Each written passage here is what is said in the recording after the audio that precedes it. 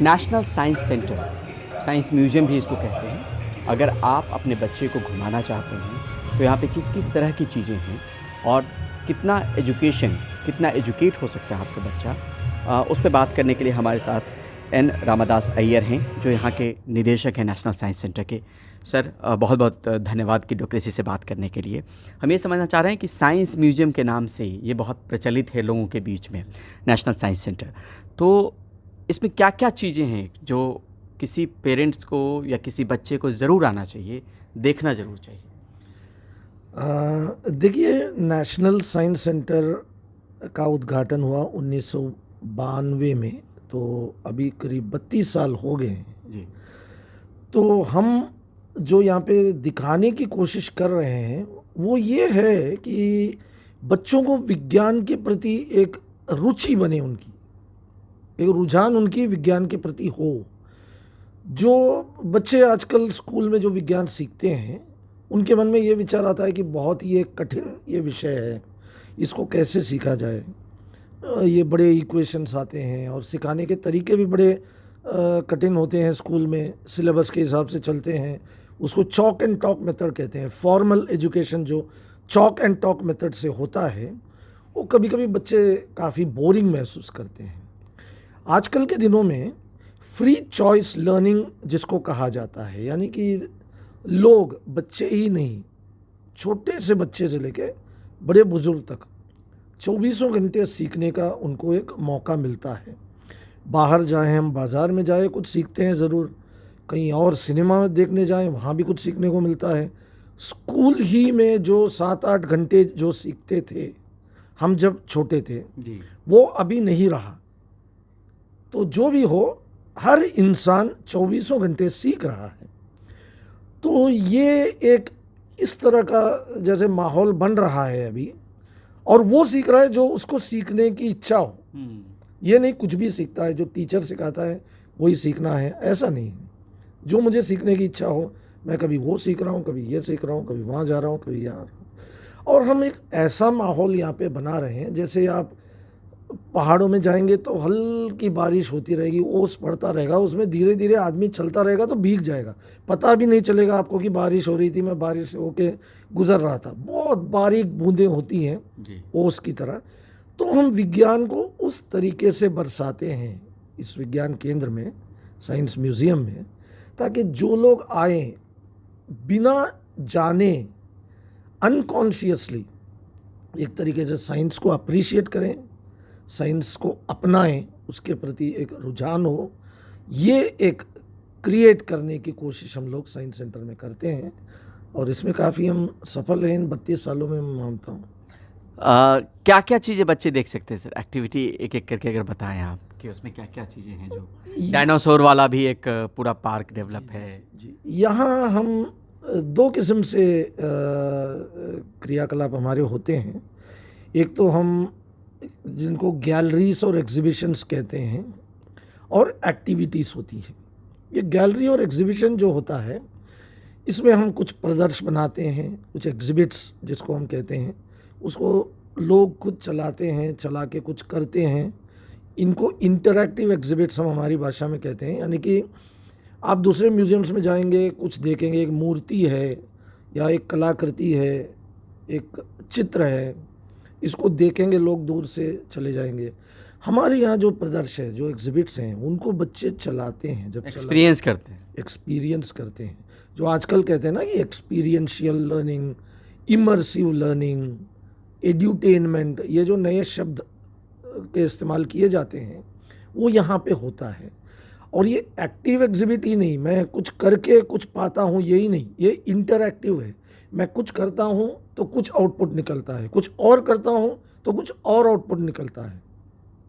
तो मैं कुछ खुद सीखता हूँ, ये नहीं जो टीचर सिखाती है या जो किताबों में लिखा है वो ना सीख के, मैं वो सीख रहा हूँ जो मैं सीखना चाह रहा हूँ, जिसको फ्री चॉइस लर्निंग कहते हैं।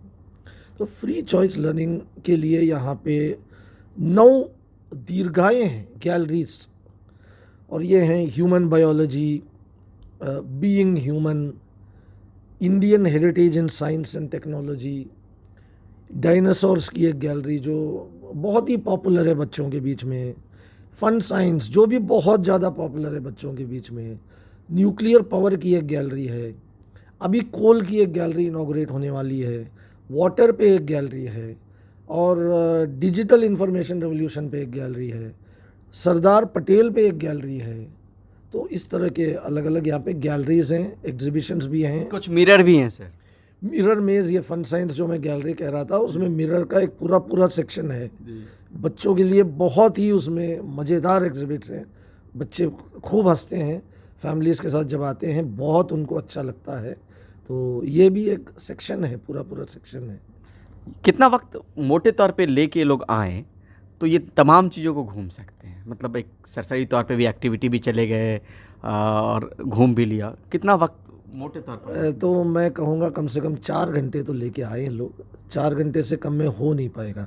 इसके अलावा जो मैं कह रहा था, गैलरीज और एग्जीबिशंस के अलावा एक्टिविटीज़ हैं, साइंस डेमोन्स्ट्रेशन लेक्चर जिसमें बहुत मज़ेदार तरीके से एक्सपेरिमेंट्स दिखाए जाते हैं, साइंस ऑन अ स्फीयर वो भी बहुत ही एक अच्छी एक्टिविटी है, साइंस 3D फिल्म शो है, एक फैंटेसी राइड कहते हैं जिसमें मतलब वो एक राइड सिमुलेटर है। इस तरह के अलग अलग एक्टिविटीज़ यहाँ पे होती हैं, और एनुअल एक्टिविटीज़ होती हैं, summer vacation hobby camp, winter vacation hobby camp, national science seminar, national science drama competition, इस तरह के अलग अलग पॉपुलर साइंस लेक्चर्स दिए जाते हैं। बड़े बड़े वैज्ञानिक आते हैं और अपने काम के बारे में बच्चों को बताते हैं, सवाल जवाब होता है। तो इस तरह की एक्टिविटीज़ भी होती हैं। तो कुछ नहीं तो कम से कम 4 घंटे तो लेके आना ही चाहिए। और मैं तो कहूँगा स्कूल ग्रुप के साथ आना एक बात हो गई, लेकिन अपने परिवार के साथ आना, सब मिलके परिवार इकट्ठे समझें साइंस के पीछे जो प्रिंसिपल्स हैं, तो और भी मज़ा आएगा लोगों को। इसी सवाल पे आना चाह रहा था मैं कि स्कूल अगर चाहे आपसे कोऑर्डिनेट करना और कोऑर्डिनेट करके बच्चों को एक पूरा झुंड आता है, वो किस तरीके से मुमकिन है? हमारे वेबसाइट में आपको हमारे नंबर्स मिल जाएंगे। हमारे एजुकेशन सेक्शन से आपको कांटेक्ट करना है, कांटेक्ट करके एक डेट बुक करें, या एक ईमेल आईडी है educationnscdelhi@gmail.com, educationnscdelhi@gmail.com। इस पे मेल भेजें और अपने रिक्वायरमेंट्स दें, हमारे इतने बच्चे इस डेट पे इस टाइम पे आ रहे हैं और वो ये देखना चाहेंगे, तो उनका बुकिंग किया जाए। तो हमारे एजुकेशन सेक्शन वाले तैयार रहेंगे, उनको रिसीव करेंगे। टिकट लेने के बाद उनको पूरा जो एक्टिविटीज़ हैं सब कुछ दिखाएंगे उनको, तो इस तरीके से देख सकते हैं। ओकेजनली भी हमने देखा समय समय पे चंद्रयान के वक्त में भी और बाकी जब कुछ बड़ा इवेंट हो रहा होता है तो एक यहाँ पर भी उस तरह की एक्टिविटीज़ भी हो रही। जी, स्पेशल इवेंट्स होते हैं, लाइक कोई अभी कल सूर्य ग्रहण है, हालांकि यहाँ पे दिखना नहीं है भारत में, लेकिन जब ग्रहण या फिर ऐसे चंद्रयान जैसे इवेंट्स या फिर नोबेल प्राइज़ जब अनाउंस होते हैं तो इसके स्पेशल प्रोग्राम्स हम करते हैं। नोबेल प्राइज़ अनाउंस होते ही हम एक बड़ा एग्जीबिशन उसका बना देते हैं, ताकि बच्चे समझें कि किस लिए नोबेल प्राइज़ दिया गया है अलग अलग साइंस सब्जेक्ट्स में। और जैसे आपने बताया, चंद्रयान हो, मंगलयान हो, या आदित्य जो सैटेलाइट लॉन्च हुआ है, तो इस तरह के भी जब events, solar eclipse, lunar eclipse जब होता है तो स्पेशल प्रोग्राम्स हम करते हैं जो अनाउंस होता है एफएम में, और हम अखबारों के माध्यम से भी लोगों को बताते हैं ताकि लोग आएँ और देखें इन प्रोग्राम्स।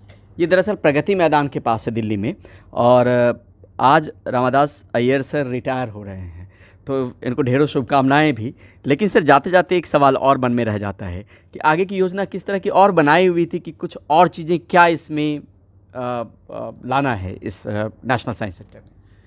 देखिए, ये नेशनल साइंस सेंटर जैसे अंग्रेज़ी में कहते हैं वर्क इन प्रोग्रेस है, ये चलता रहता है, ये कभी बंद नहीं होता है।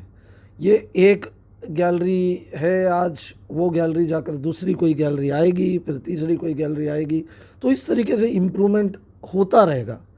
जो मैं आज रिटायर हो रहा हूँ, और बहुत बहुत धन्यवाद आपको शुभकामनाओं के लिए, और आपके दर्शकों को भी, और जो आने वाले लोग, मेरे बाद जो लोग आएंगे, वो नई दीर्घाएँ और बनाएंगे, नई एक्टिविटीज़ और आएंगी, नए लोग और आएंगे। क्योंकि मैं एक छोटा इंसिडेंट आपको बताना चाहूँगा।